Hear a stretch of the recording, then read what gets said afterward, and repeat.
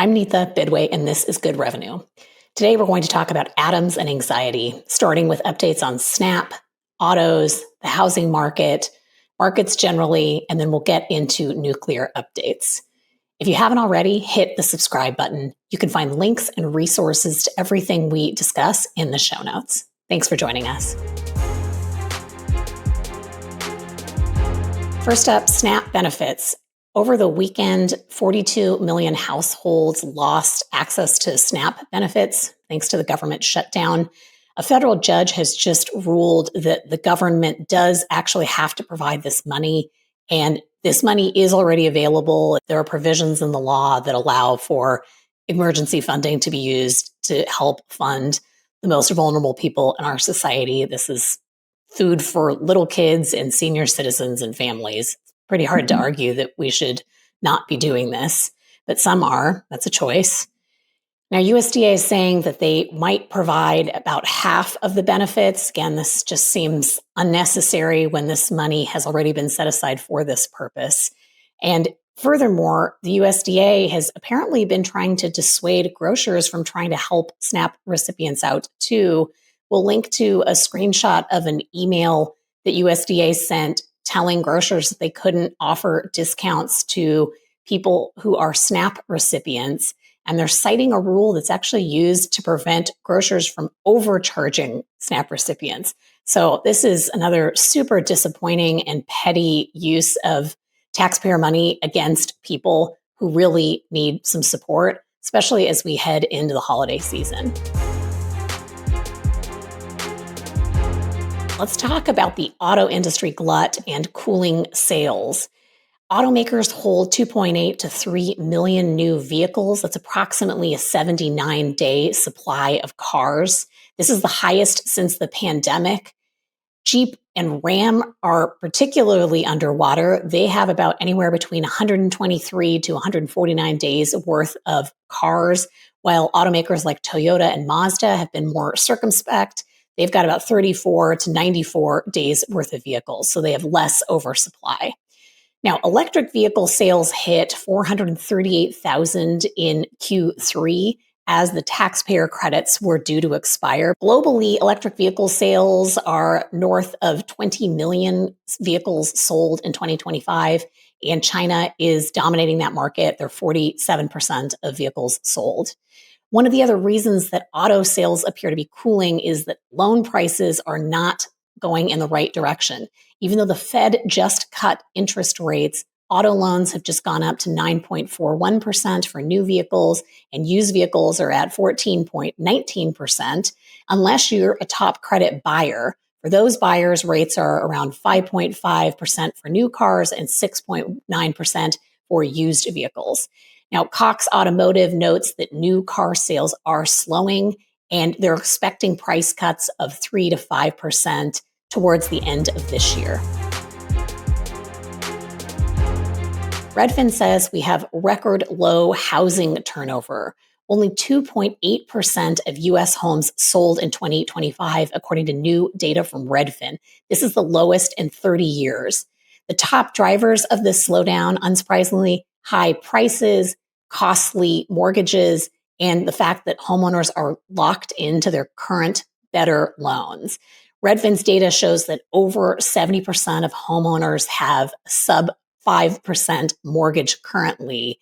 And the average rate of a mortgage, if you were to get a new loan today, is somewhere around 6.17%.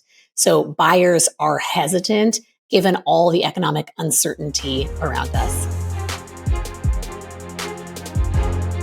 Speaking of markets, there's a retail investor shift that might be protecting the stock market, according to new data from Commonwealth and the BlackRock Foundation. That's the nonprofit arm of BlackRock. They argue that a new influx of retail investors on apps like Robinhood are actually protecting markets in 2025. Based on a survey of 2,750 adults, their data shows that these investors helped the markets rebound in April after the tariff sell-off. And the data shows that 45% of these investors had more than about $5,000, and 40% of them are actually planning to have long-term holds in the market. One of the challenges, though, is that the portfolio mix of these investors isn't ideal.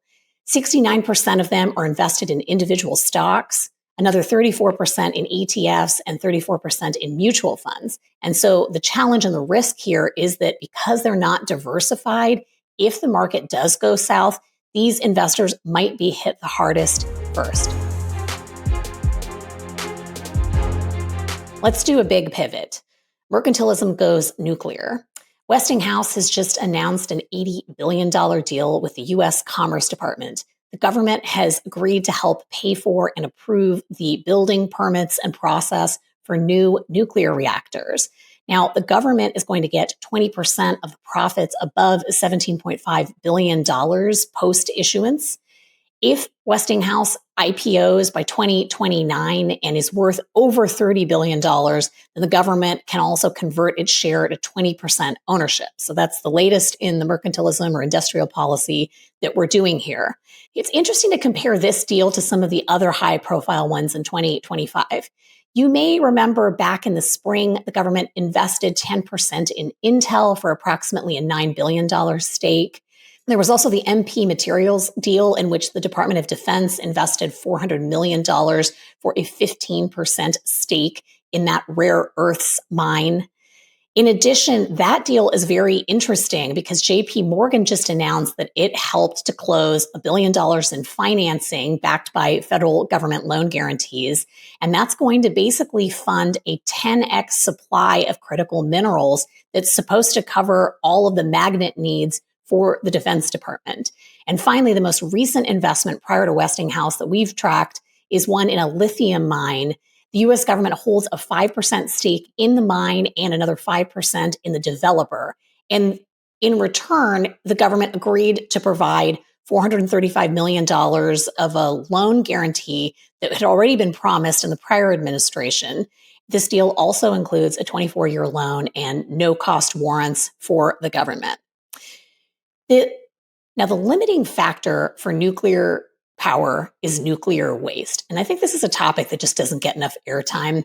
The big challenge here isn't the fact that nuclear power could be part of an energy portfolio mix. Today, nuclear power plants are about 20% of our power generation in the US, and it's about half of the low carbon output, according to the EIA. The bigger issue is that 90,000 metric tons of nuclear fuel, it's called spent nuclear fuel, are stored at 100 sites in 39 states all around the country. And the issue here is that they are stored temporarily. So they're in pools or they're in dry cask storage. And we don't have a permanent repository for all of this waste. It's a huge amount of waste. We were supposed to have a site called Yucca Mountain. It was located an hour north of Las Vegas, which is pretty close to people, if you ask me. But nonetheless, due to both politics and concerns about the science behind the selection of that site, it never opened. And the big question ahead of us now is, what do we do with all of this waste if we open more nuclear power plants? Because we already have more of it than even Yucca Mountain could have held. Yucca Mountain's capacity was around 65,000 metric tons. So even on day one, if it could have been filled, we would have had more spent nuclear fuel than we could have stored. Now, the Supreme Court has weighed into this for better or worse. In a case earlier this year, they decided to allow the temporary off-site storage. And so there may be new facilities coming to both Texas and New Mexico. But the big question here and the limiting factor is, what do we do in terms of the long-term containment of nuclear waste if we want to invest in nuclear power? And our last topic, let's talk about nuclear weapons testing, since that now appears to be potentially on the agenda. So the United States is the leader in nuclear weapons. We have obviously been the first country to detonate a bomb. We've done the most testing. And I think anyone who has thought about this for even 1 minute will say that the point and the goal of nuclear weapons is that we hope we'll never have to use them again. And to that extent, Congress has been committed to a policy of component testing. So we know our arsenal works because we do regularly test components of all of the devices. We just don't test live nuclear weapons because we don't think that's necessary. And even the newest administrator of the NNSA, that's the National Nuclear Security Agency, they're responsible for our nuclear arsenal, not the Department of Defense. Even their new administrator said that in his congressional hearing earlier this year. Just a quick reminder, we banned air, space, and water testing of nuclear weapons after the Cuban Missile Crisis, so 1963. And after that, we also capped underground nuclear testing. And the reason we did it is that it became very clear to us and to other countries just how dangerous and high risk nuclear testing was. We even signed, although we did not ratify, the Comprehensive Test Ban Treaty in the 1990s. There are major downsides to testing because even in the best circumstances, there have been human costs to this. The US government has actually paid $2.6 billion to downwinders through a compensation act for radiation exposure victims. And those are folks mostly in Western states. But you can also look at the National Cancer Institute's iodine 131 map to see how wide the effect has been of prior rounds of testing. All in all, the United States conducted 1,054 tests. It's the most in the world. Russia did about 715, and China has done somewhere around 47, although there are mixed reports as to whether or not some countries, in addition to North Korea, have been testing. So if we were to start testing, the country that's really going to benefit the most is actually China, because they don't have as much performance data as we do. We have the most of it, and we have a very strong arsenal and a very capable military, as well as the NNSA. So if this is something that's been on your radar this week because it's been in the news, I hope this is helpful, and also want to just point you to the fact that even if we were to resume underground testing, it's not foolproof. It's always helpful to go back and look at the picture of the Bainbury test from 1970. We'll link it here. That was an underground nuclear weapons test. And that plume in the sky is really something to keep in mind if this is a road we choose to go back down. And with that, that's all we have for you today. We'll see you here on Friday. Thanks for listening. If you liked what you heard, leave us a review, subscribe to the show, or check out another episode. We appreciate your support.